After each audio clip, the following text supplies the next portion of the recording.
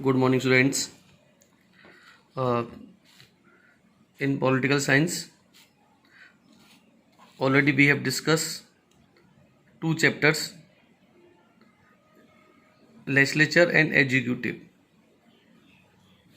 Today, I am starting the next chapter, chapter 6 of the political science book of Constitution at Work. And chapter is judiciary. Today we'll cover the topic 1, that is why do we need independent judiciary. First of all, we will introduce the judiciary. It is an important organ of the government. We know very well that there are three organs of the government: executive, legislature and judiciary. The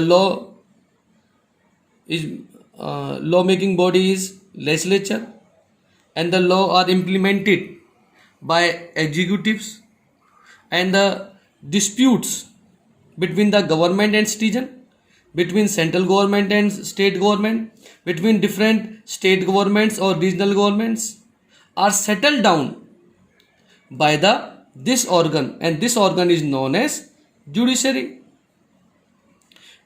But besides the settle down the disputes, it perform some political function also in our country. Indian highest court is Supreme Court.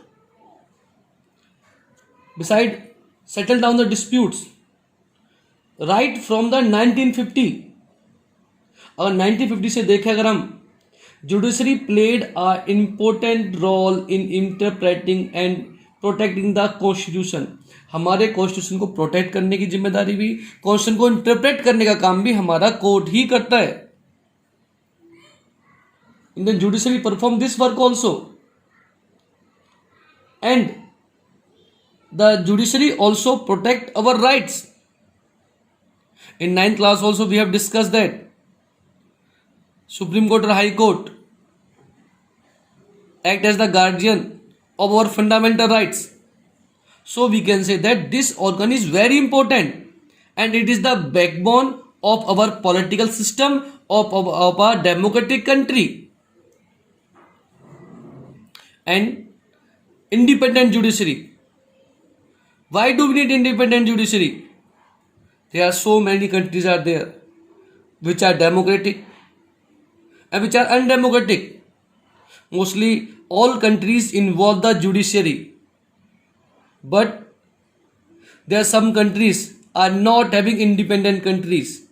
We can see the situation in those countries. Their situations are out of the control. But like in India, we are having independent judiciary. So in this segment, we will try to understand the need of independent judiciary. We all know that we are living in a society. In a society, there are so many diversities on the basis of language, on the basis of culture, on the basis of religion, caste, etc. So disputes are bound.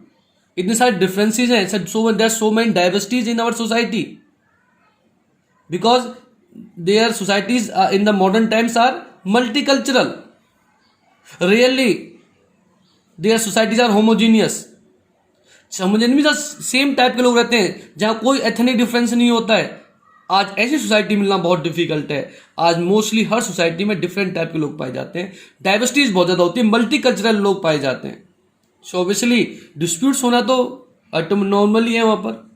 So disputes are bound to arise in any society between individuals, between groups, and between individuals और groups and government also. So such disputes must be settled by an independent body, and that independent body must be work according with the principle of rule of law. And this independent body in India or in other countries, it is known as judiciary. So idea of rule of law must be implied that judiciary must function according to the rule of law. Rule of means all persons are equal in the eye of law.